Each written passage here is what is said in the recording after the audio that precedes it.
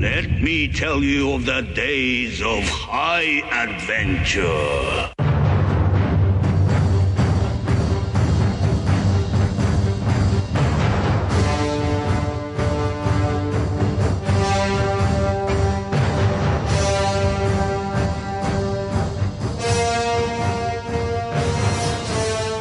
Hello, I'm Kevin. And I am John. And this is 6 Degrees of Schwarzenegger, the podcast where we take a long, hard look back at some of our favorite action movies from the era of Arnold. Who? Schwarzenegger. He's the icon of the genre, and we're taking a deep dive into some of these 80s and 90s cult action movies. And friends, we're breaking them all the way down.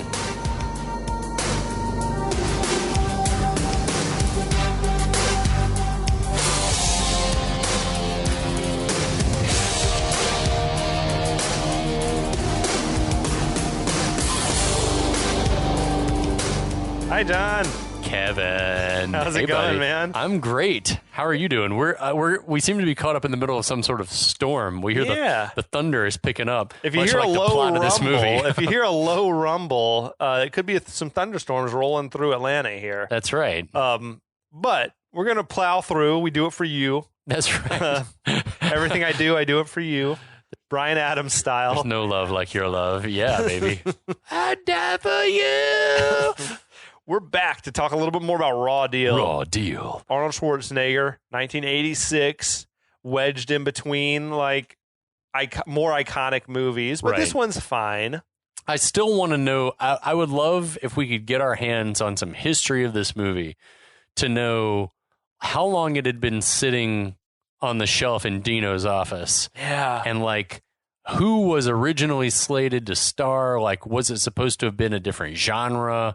Like, I would love to know more about Lee Marvin it. or some shit. Yeah, I could totally see Lee Marvin. In 1976. Yeah, something weird like that. But anyway, it ended up getting made and put out in the box office in 1986. I think it was rushed out as Arnold was on his ascension. That's right. I'll try to catch us up on what's been happening here. Tell us. This FBI agent, former FBI agent, I should say, Kaminski, Mark Kaminski. That's Arnold Schwarzenegger. He got run out of the bureau in disgrace. For roughing up some perps. Yeah, for valid reasons. Right. He was. He's lucky that he got to resign and not get prosecuted. So essentially there was like an internal affairs investigation for him basically beating a witness or beating a perpetrator. Death, it sounds like. Within an inch of his life, and they're like, hey, you can't do that. So we're going to either charge you or you can resign. You can resign and go be a law enforcement officer elsewhere. Yeah. So he settles in, North Carolina, somewhere being a small town sheriff. He's approached by a former colleague in the FBI, Harry Shannon, played by the dad from Christmas Story. His son was killed, who was also an FBI agent. Right. Son was killed by some gangsters out of Chicago when they were trying to kill a witness who was going to testify against them. So this Harry Shannon, he recruits Kaminski to abandon his life, abandon his wife, right? Go Small undercover, infiltrate this mob family, and bust him up from the inside. Also, this is all being done off the books, not official at all, fully illegal. He's also sort of like tangentially involved with a woman named Monique. Yeah. Kaminski is sort of in the middle of a mob war between the Patravitas and the Lamanskis. Right. He's trying to ingratiate himself to these guys, but they sort of don't trust him. Right. Especially Max Keller, the enforcer. Yeah. So he's, I guess, fed them a little bit of a idea of how they could steal back some money and drugs that were confiscated. He's like, let's bust in the police station and steal it back by faking a bomb threat. Right. And that's basically where we're at. It's like, they're like, yeah, the big bad is like buying into it and like, why doesn't everyone think like this fucking guy?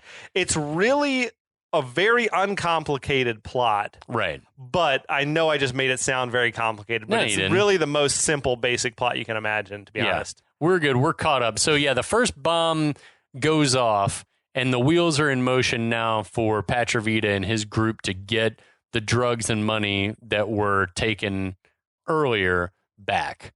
Right. So we open up at Patravita's club where Keller the enforcer, again, is pumping Monique, who Kaminski met earlier in the movie. She's like this sort of disaster club rat that just had been like hanging out, like losing money. She's bad news. She's had some sort of relationship with Max Keller, the sleazy bad guy in the past. She owes him a bunch of money. We're not sure like why she gets to just hang around, but she does. While owing all that money, they keep extending her more credit, it seems like. I don't know if she's like some sort of madam that works for the company or like what the deal is. And but she seems to be infatuated with Kaminski. She is obsessed with Kaminski is the vibe that I get. Kaminski seems to be sort of going out of his way to not let them consummate the relationship, kind of, because he's married, I guess. Yeah. Although his wife doesn't know he's alive. She thinks he's dead, so what's it matter? I don't know. Yeah, so we open at the club where Keller's pumping Monique for information on Brenner, that's Kaminski's alias. Right. And there's 80s excess all around. People in suits drinking bourbon, as are we, and champagne and all sorts of things. Man, Keller has got it bad. Yeah. He's like...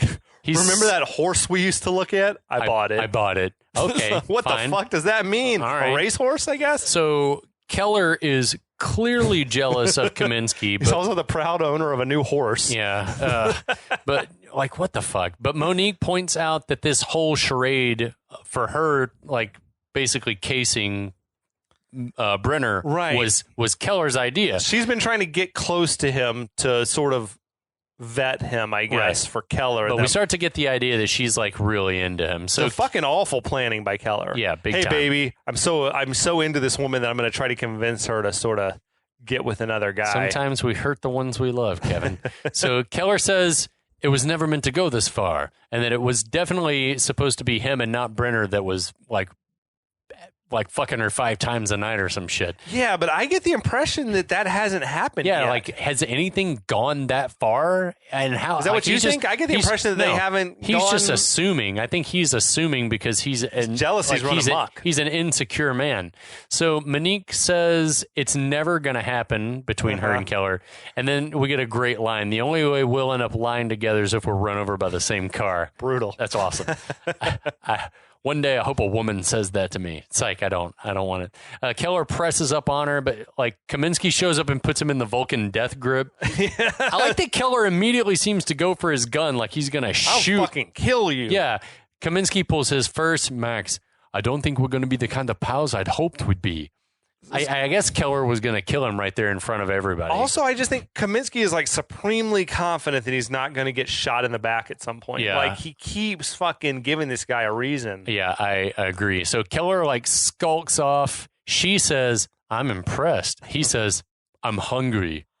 Okay. She's impressed by what? The fact that he almost shot a guy in the middle of a crowded I don't get that club? She handled Max, that he handled Max physically.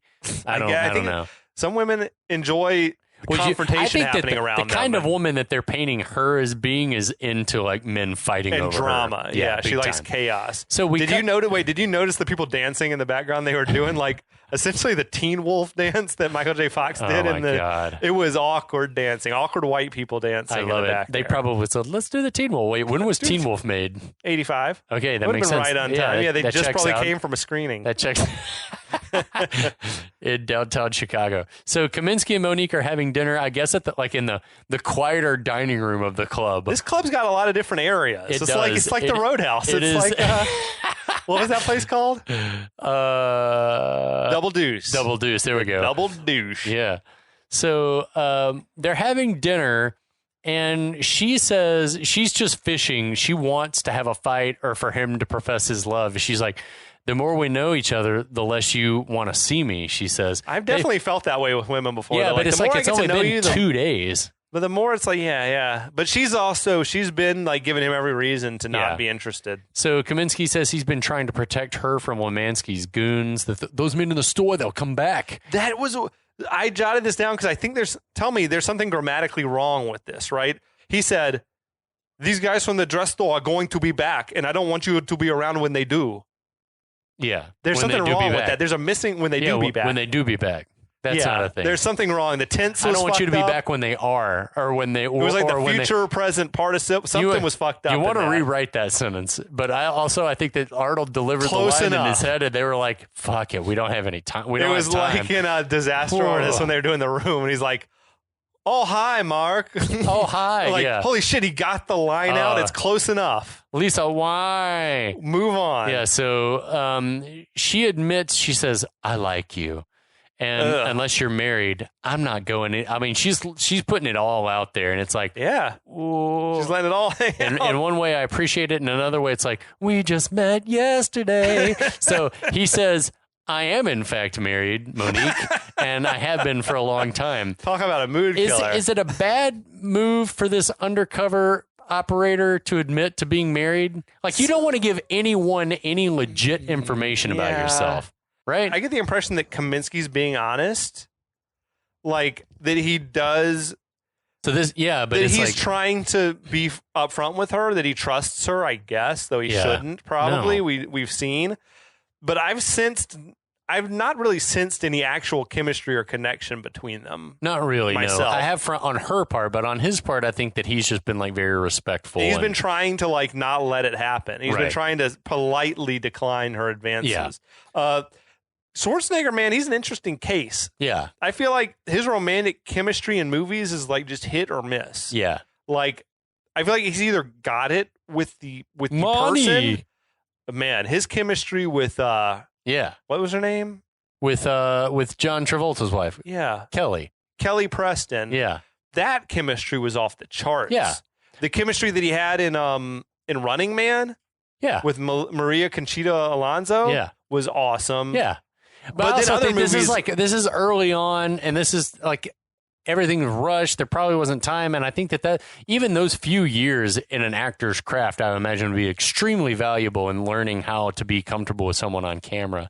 But even later, you said you've never seen, or maybe only once seen, Eraser. Like one time, I think I watched it with you, but I think he was supposed to have like a romantic connection with Vanessa Williams, and it just was horrible. I also think they axed that whole subplot. I also don't think that like Vanessa Williams is any kind of great actress. That's true, but she's passable. She's talented, but she's not a great actress. She's honest, like singing killer. Yeah, but I don't sense that there's like a real soul connection, between these two characters. And honestly, I mean, Monique's kind of a vapid character, so he might just be. It might seem awkward because it's like I would be. This is awkward. I don't like you. I don't like you. I guess when I was drunk, I was into it. Right. He's pumping her for information as much as she is him. So anyway. So Monique seems partly relieved, but mostly bitter about the fact that he admits that he is married. I guess the fact that they hadn't, she's like, I guess the fact that they hadn't bung yet was making her feel like she was losing her touch. She's like, all this great equipment and you're sitting on your hands. That's another great line. It's so like but again, it's like neo noir, Yeah. So he says, you're important to me because you're my friend. You're more than a friend. But man, she is not hearing that. I don't really blame her for being pissed, to be honest. Yeah, I love it. He's kind of led her on, and then he's like, actually, I'm married, though. Well, all he did was tell the cab, we don't need you, and then drank all our champagne. That's all he did. And then passed out without delivering the goods. Yeah. She's like, when I want to make friends, I'll go to summer camp. Another great line. She goes to leave the restaurant, but turns back. I was sort of flattered. I thought you were going slow because you thought this was real important and you didn't want to blow it.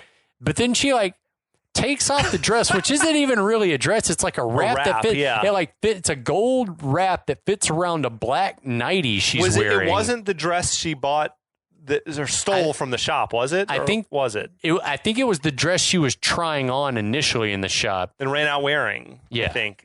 Okay. So she removes the dress right in the middle of the restaurant and throws it at him. It's going to take me a long time to figure out which of us is the biggest asshole.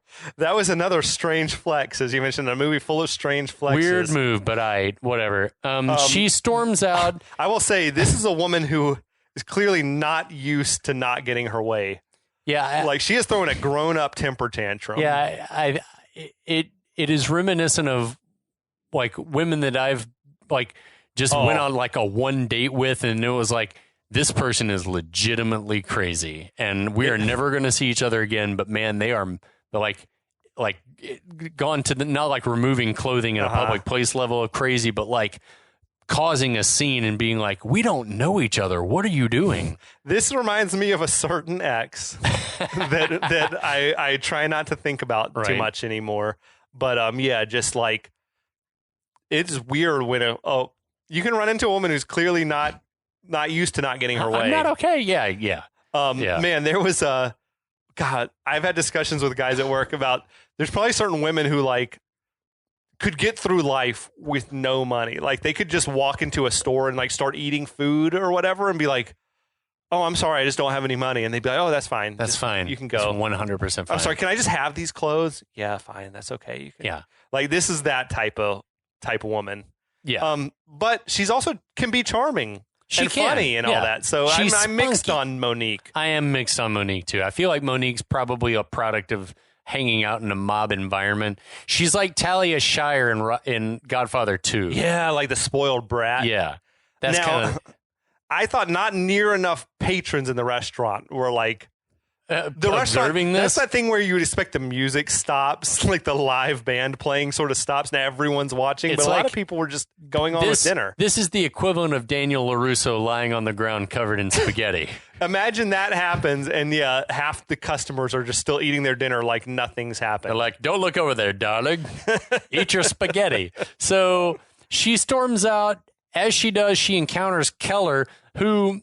for the first of a couple or three times in the movies, walking around with just an overcoat slung over his shoulder, smoking a cigarette or something. Comically like long cigar, like very long. So she like just picks up a drink and throws it in his face and then shatters the glass on the ground and storms off. She is on the warpath. And he like comically like looks over at Kaminski, who's just like, this is the doofiest moment for Arnold in the whole movie, where he's just like, awkwardly folding the dress and patting it on the table. But I mean, what are you supposed to do in that situation? But again, don't know. Again, there are not enough people like looking around and like whispering to themselves like, what the fuck was that? Cool. Dude, I will say this was an amusing ass scene. It was awesome. And not a bit of violence, just sort of weirdness, generic weirdness, and awesome. Yeah, that's why I want to like try to redo this movie and see if we can do better. So anyway, we cut to Harry's place, where Kaminski's breaking it down for Harry. He says the war between Petrovita and Lamanski is about to boil over. Harry seems happy with that idea of the bad guys just all killing each other. Harry's crushing beers. Yeah, they're drinking MGD. I thought it was High Life, but but it's like in the little pony bottle. Yeah. So there were empties everywhere. Yeah, Harry's been drunk for days. I mean, he's had a bad few weeks. Harry hasn't slept. He's just been pounding Miller. I love it. Kaminski says that the bad guys, that the Petrovita gang specifically, is planning to steal the drugs and the money back from the police. And in the interest of protecting Brenner's cover, they decide to let the heist happen. I guess. I like Harry's logic. This is not the reason we're in this. Yeah, so we just let it play out. We're not here to stop crime. We're here strictly for revenge. Oh, okay. Yeah, that makes sense. I mean, there is logic to the theory that if they walk into a trap, they would assume that Brenner must be a cop or a rat or something. Agreed. But you could also just pull Brenner out of there. Yeah, pull him out. He's gone. And then it would be like, okay, we don't fucking care where he went. Who was he talking to? Monique? Oh, yeah, that's fine. That checks out. He got scared of Monique and left town. So Kaminski's like, I'm worried about me. But Harry's like, hey, you're on your own since this whole thing's illegal. That's been the elephant in the room, I feel like, from the get-go. Yeah. Is it like, if something goes wrong, you're on your own because you're technically committing a crime by you're not working for the police, so you're just a gangster. Don't forget you blew up an $8 billion building earlier in the movie, like whatever the fuck. Like how many tens of millions of dollars? You're a wanted man for insurance fraud and everything else going on. Kaminski then's like, I kind of feel guilty about what this must be doing to Amy, his wife. Motherfucker. Who he's like, I almost called her. She thinks you're dead. Yeah, he's like, but then he rationalizes, if we stop now, then all of this will have been for nothing. And besides, if I show up and I'm alive, Amy would probably kill me. I like that he had like 5 seconds of indecision, and then he's like, quickly, nah, I'm on the right path. Yeah, no, this is the path for me. Let's go further down this road and see where it leads. We're too invested in the process. So Harry says, hey, are you going to stick with this? And Kaminski says, yeah, I'll carry on. He doesn't seem broken up about it, because then he begins like talking about how sweet the life of Joey Pussy Brenner is. He never had it so good as he does in this mob life. Talking about a lot of free time, lots of money, cars, women. I'm there, man. Like the free time thing alone, I'm like, yeah, you sold me. So he probably works like 20 hours a week max. Yeah. So Harry's like, just don't get too caught up in this thing. Keep your head. Are we supposed to think that he's starting to have doubts, Kaminski? Like that he's starting to fall in love with the gangster life? Nah, I think that he's literally just saying anything's better than my suburban life with Amy. Yeah. And cakes chucked at me. Yeah. Man, Amy was a gorgeous woman, and I don't really blame her for being pissed at Kaminski, the brutal cop. 5 years in probably the burbs. Probably a fucking abusive husband, if we're being honest. I'll X that out. It's probably true. We're not condoning that. That's bullshit, but I would not be surprised. I mean, if he's a man who loses his temper and goes overboard and like beats the shit out of witnesses, it's the roid rage. But I kind of get the feeling that she's just like he took away everything because of his behavior. She lost her life. It blew up their life. Yeah. Yeah. I don't blame her, to be honest. But anyway. So anyway, Harry says, keep your head about you.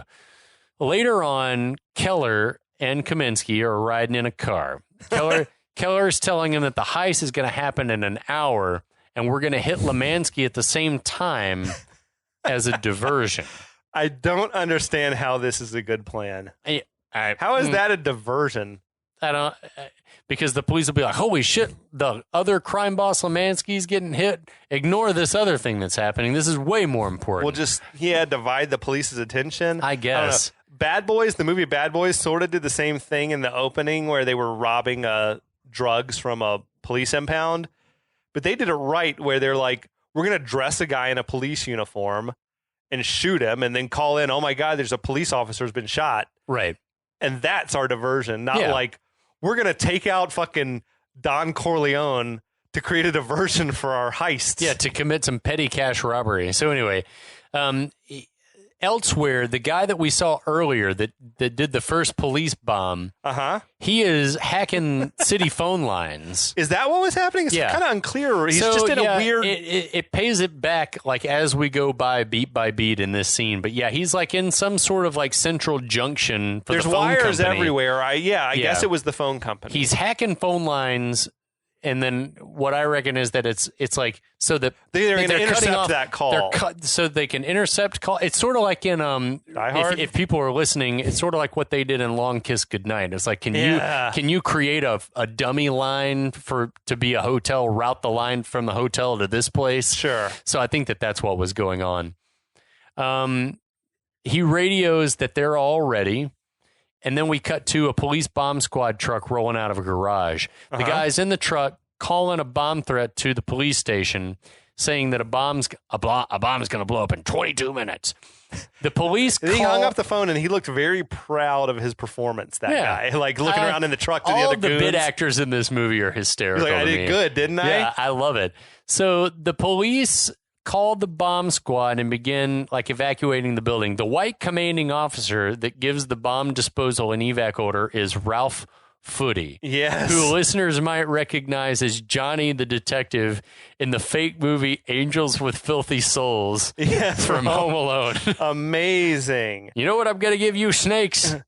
I'm going to give you to the count of 10. Anyway. So I like that guy. I guess he's just like a working Chicago actor. Yeah, he's since left us, but yeah, he was at the time like, I bet he was probably at like Steppenwolf Theater just killing the game. He was like the police dispatch guy also in Blues Brothers. That's right. And just such a distinctive voice. His mug. He looked, when I saw him and I was really studying him, I was like, oh, he kind of also looks a lot like an elder John Wayne type. Yeah, his totally, facial features and everything. Yeah. He definitely looks like a leading man from a bygone era and sounds like one. Yep. A very distinctive voice. Too bad AC ain't in charge no more.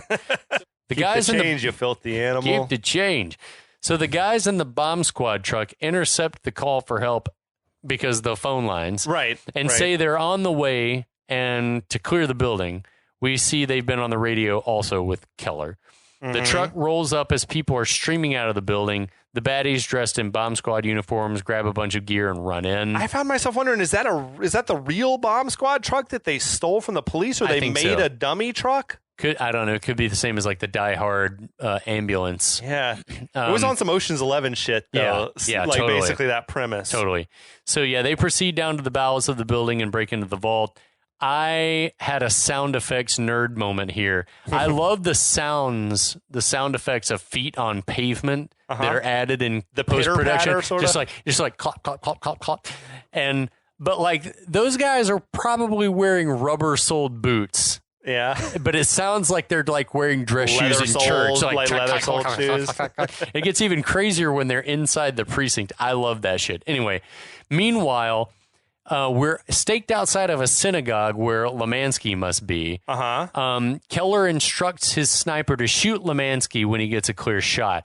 But there are too many people, and the sniper can't get one before Lamanski gets in the car. I love that Kaminski's like, don't you have a calendar? It's probably a religious holiday. Like some, like Jewish holiday. At any rate, it's time to abort the plan, right? But nah, that's not Keller's style. No. He's like, follow the car, but none too discreetly. We'll take him on the highway. Yeah, they peel out in front of God and everybody, pun intended, like not discreetly at all. So back at the police station, the baddies break into the safe, empty all the money out. I love when they blow the safe that everyone in the fucking neighborhood hears it, including the CEO. He's just like, oh, shit. I think that was like the bomb went off, right? That's my thought, that the bomb inside the precinct went off. Gotcha. That makes sense. And he's like, fuck, the bomb squad just died. Oh, fuck. Yeah. Yeah, the bomb went off. That makes more sense. I was thinking he knew. They blew the safe. He's like, fuck, we're fucked.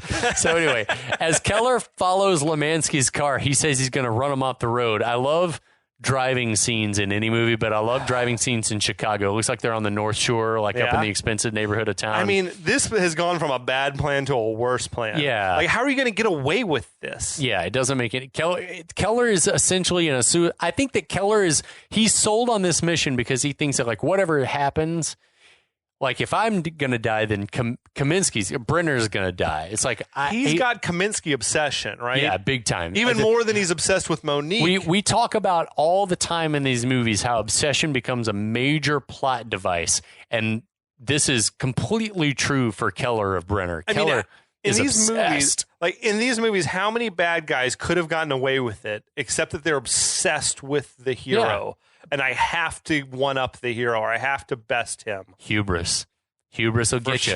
So Kaminski says your running the car off the road plan's not going to work because he seems to know that other car is much heavier. He has driven it. That's also true. We assume it's the same You limo. are astute. Yeah, that's probably the case. But Keller's like, fuck it. You shoot the driver. Not after you shoot the driver. This plan is foolproof. It's a terrible idea. So Keller tries to pit maneuver the car and fails. The chase is on. Kaminski's taking pot shots at Lamanski's car, but it's bulletproof. The bullets are like ricocheting off the glass. There's not a hint of surprise on Lamanski or his goons' faces. No. Like they're just like, they look cool as a cucumber. Lamanski seems just inconvenienced by like some rough cornering, and that's basically it. It seems like there's school buses everywhere all of a sudden. Like I guess this is a weekday or whatever. Field trips to the field museum or to the whatever it was, the Navy Pier. Yeah. So where are the police? This is one of those moments that Ebert talked about. Well, but they probably... No one notices that all this shit's happening. The bad guys have control of phone lines. Oh, you think they've hacked the whole city? I think that they've hacked any call that's being routed to police about this chase is being diverted to one of a Petrovita thug. Let's chalk it up to that. Yeah. And not mention it again. Roger Ebert, if you're listening, I love you, but you were wrong.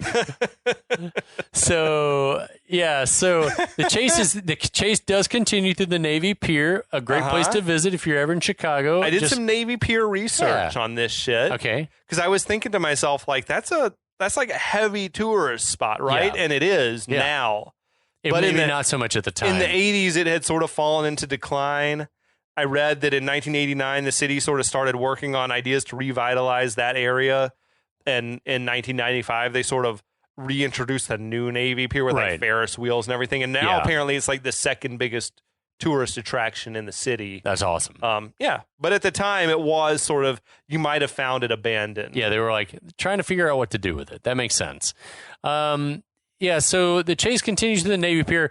Lamanski seems to be enjoying it now. He's like, he's sort of smiling, run him into the wall. Yeah, right. Yeah, he's enjoying this because I think that he's having his own hubris moment.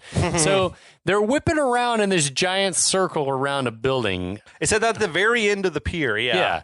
And they end up like Lamanski thinks that they've duped him, that they've got him, and then all of a sudden Keller comes whipping around a corner and then speeds toward him. So there's going to be chicken. There's this shootout as they're driving towards each other.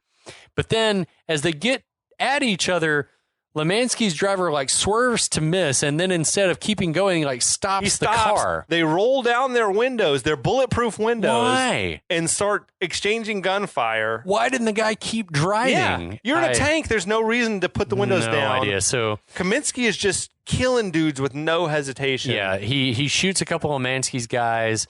The chase resumes then, which it should have never. Anyway, into some kind of industrial area. Lamanski's car drives under like a low beam. He's like, grab your hats!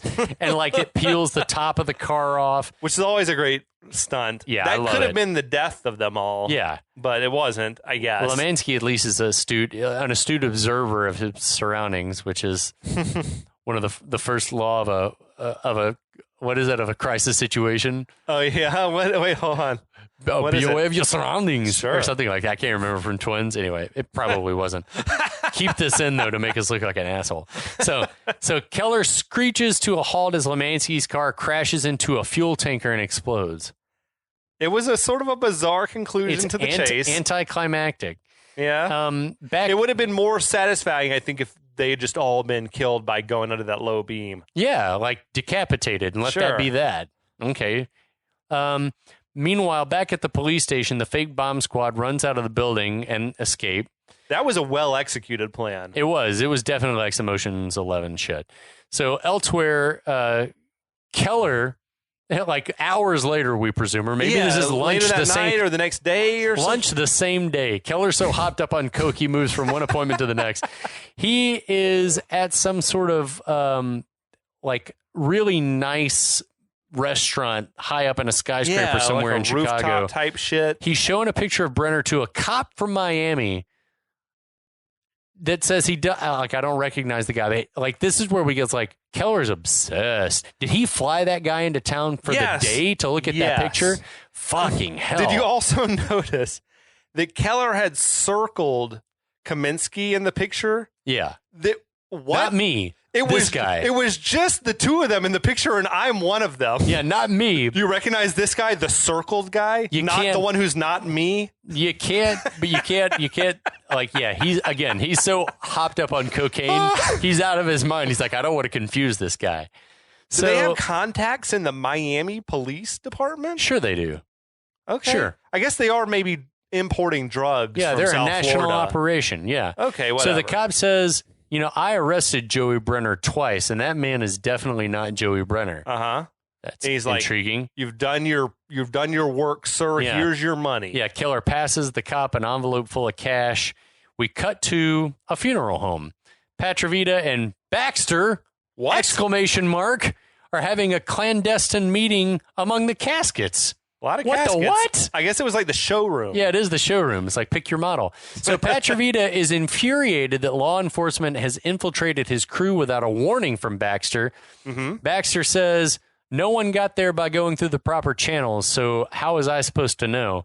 Now, I guess they're just taking Keller's word or his intel that Brenner isn't really Brenner as gospel. That's the only thing that they know is that we think that Brenner might be law enforcement, but all we know is that Brenner isn't Brenner. Ain't Brenner. Right. Yeah. So Baxter appears to have told Patravita that it's probably this Harry guy who's seeking revenge for his dead son. Harry's big fucking mouth got him in trouble. Right. So Baxter says, I checked Harry's work, and whatever he's doing is not on the books. Right. So there'd be no trail leading back to you, Mr. Petrovita, if Harry were to die. Meet an unfortunate end. That's some ruthless shit. And then Petrovita's like, so who's going to do it? You? Mm-hmm. No, he's like, I figure we could do it. He's like, no, there's no we here. Yeah, no. And then Keller walks around a corner, Steps out. carrying a coat over his shoulder like he is wont to do. Clearly had been outside eavesdropping, just waiting for his cue. I ain't been dropping a wee, Sir Otis. He says, let's make Brenner do it. Ooh. Petrovita likes that idea. Yeah, Petrovita's into it. Baxter tries to leave, but Petrovita says... He loves a fucking elaborate scheme, that Petrovita. Like a mouse in a maze. It should have been Jack Palance fucking Perrette. Like a mouse in a maze. So yeah, Petrovita says, if Baxter screws me over, he's going to pay. Yeah. So later on, Keller and Kaminski, who can't get enough of each other, they're just in every scene together, are about to get into a car when Kaminski spots Monique across the parking lot. He looks at Keller and says, I'll be right back. Almost. Yeah, almost, and I'll be back. Keller yells, we can't be late. So Kaminski, uncomfortably, I might add, he's like, trots over to Monique. Monique apologizes. It's going to be awkward. Yeah, she's sure. like, I'm totally apologizing for making a scene in the restaurant where I took off my clothes and threw them at you, but I'd really like to talk to you about all this. She's come to her senses, I guess. I mean, honestly, she seems like a human being who could use just a friend. Yeah, absolutely. I get the feeling that she's sort of on her own. Agreed. So Kaminski gives her his keys, says, go to my place and wait for me to get back. She gives him a big kiss. I love that Keller is like just like lurking over there, like honking the horn, like, quit kissing, you sons of bitches. I did read the kiss is more platonic than romantic. Even though it was kind of a long kiss, I did think it was sort of like I understand that you're looking out for me and maybe we can never be a couple, but I appreciate the fact that you seem to have my best interests. Yeah, that makes sense. Kaminski gets in the car. As he does, he gives Keller this like stare down. Now, he definitely doesn't trust Keller, right? No. Plus, Monique had given him sort of like a warning almost. It seemed like, be careful. Or something like that. So Keller blows a kiss to Monique. He's such a creep. Then Keller... Dude, great skyline shot. Another all one. of this stuff in Chicago is like, having spent a lot of time in that town, it's like, it's such a great city. It's so atmospheric. It's like you see the wind whipping around them. It's the Windy City for a reason. But it's just like, Chicago's great. I've never been. Oh, man. I need to go. We have to go. I do feel like, though, this movie did a good job of making use of the city. Yeah. Chicago is a character. The skyline, the landmarks. Yeah. Big time. And, like, New York gets such a bigger billing in movies as the location. But seeing this movie take place in Chicago is like, it's endearing. Yeah. So then we see Keller, Kaminski, and there's a third goon in the back seat. Man, I've seen enough gangster movies to know, like, just, you never let someone ride in the back seat behind you. I'd have been like, you come sit up here, I'll ride in the back. Right. So, they drive up to a cemetery. And as they get out of the car, we see over, like, across the way, there's a funeral underway. We also see someone kneeling at a grave. Yeah. Kaminski says, like, who are we here for? And Keller says, just a cop.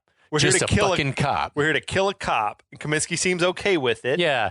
So they sneak up on the guy, guns drawn. We get like a cool like camera effect that you wouldn't. It's like a Hitchcock thing that you wouldn't expect to be. It was the Vertigo shit. Yeah, it's the Vertigo shot. So they sneak up on the guy, guns drawn. The man turns around and holy shit, it's Harry. Harry. Yeah, like Kaminski like muttered like Harry under his breath. Waste him, Keller says. And so the shooting starts. The priest performing the funeral next door dives into the open grave. That shit was amazing. Oh, my God. The third goon from the backseat wings Harry with a shotgun blast. Kaminski shoots the shotgun goon. Then Kaminski and Harry together gun down Keller, who dies in slow motion and weird sound effects. What was Kaminski going to do if it wasn't Harry? If it had just been a stranger? I think he probably would have, like... Would he killed him? I think that, for me, you fake a jammed gun. Oh yeah, that, or you could just miss. Except for it's a revolver, and revolvers don't you jam. could miss. Yeah, fuck. I missed, and then you hope the other. I don't know. Or you trip. I don't know. We don't think he would have killed a cop. Yeah, just to keep up the ruse. It's hard to say. So Keller's dead.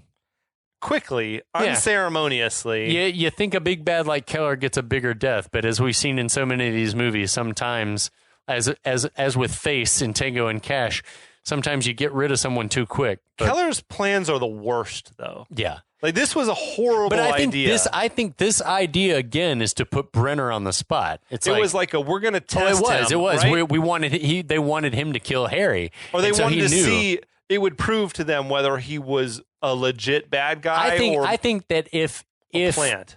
But that's what doesn't make sense at all. Is that like what Keller should have done is yelled, "Waste him," and then like gotten down to see if Kaminski would take the shot. Well, and if he doesn't, then he shoots. He or the third goon needed to be right behind Kaminski. Plus, and if he doesn't do it, then we kill him. Plus, there's no way in hell that you set up that meeting without a sniper there that takes everyone down. Yeah, you have an extra crew there. It was just... Man, we would be such good mobsters. Keller is not a good tactician. No, he's not at all. Somehow he wound up into this situation with the upper hand and managed to get him and his goon killed by, like, I guess Harry was armed, but he wasn't prepared for a gunfight. No, he didn't know what was happening at all. So anyway... Kaminski, just like not in any big hurry, walks over to Harry, who's lying on the ground wounded. He's like, "I didn't know it was you." And then Harry, in the most Dad Parker voice, says, "Well, that's all right. Yeah, you didn't know. About it. Hey, we all make mistakes." He sounds like Ralphie's dad. I can't get over it. So Harry tells Kaminski to scram, but Kaminski like wants to wait until an ambulance arrives. Harry's like, "The ambulance is going to get here. If you're still here when the police arrive, then we're never going to be able to explain this." Harry basically says, if the police come and I die, like, you'll never be able to explain what happened here. Right. Which is true. Yeah. It's true of this entire scheme. Right. That he's had going. That this has all been a revenge killing plot. Another pitfall of Harry's maniac plan. Yeah. How quickly we forget that this movie is it's a revenge movie from top to bottom. Here's the thing I never thought about before. Like, in a movie, this set or this location appears to be a real cemetery. Yeah. Is it weird that you're filming like a bloody shootout on top of people's graves? Not to me. I don't care. No. To me, the act of burial in and of itself is like, I understand it. It's like you're returning the body to the ground from whence ashes to ashes, dust to dust. And then it's just a piece of land. But to me, it's like desecrating a body is only desecration to people who are still alive. That body doesn't care. Yeah. Another question. Yeah. First of all, I think that grave did not seem fresh enough to have been Blair's. Blair. It was like fully, but how long has it been since Blair was killed in your mind? Maybe at this point, maybe 2 months. Okay. Maybe. Recent. Here's what I'll say. There's no way that Kaminski's been in the Patravita gang for, like, I don't know, maybe he is supposed to have been, it's been a few weeks. See, in my mind, I'm thinking like it's a month or less since the Blair killing happened, in my mind. I could be wrong. Unless Harry's been stewing over it on a rampage for months and months and months. Which you might be right, because a year after.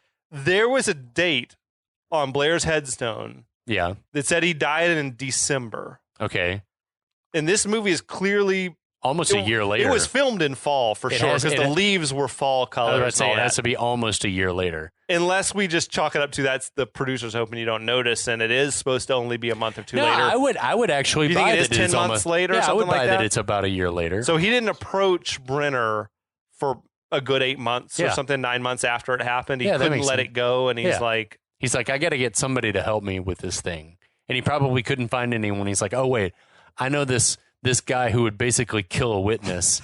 I should get him to help me. He gets off on killing people. And that's what, I mean, that's the problematic part of this movie is that it really is. It's a dude that wants death. He wants revenge, and he goes and hires a guy that's okay with shit like that. He wants an extrajudicial killing, so he seeks out a brutal cop I know this guy. to pay money to He's into it. to basically murder people in cold blood. It's fine. This is our hero. Right. These are our heroes. Right. So anyway, Kaminski says, "Okay, I'll leave, but I'll see you." But he's like, "I'll see you again soon."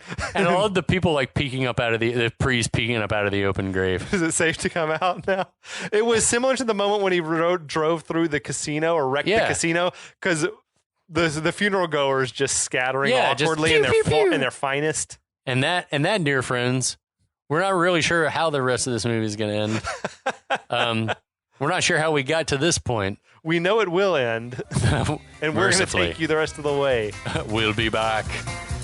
Once upon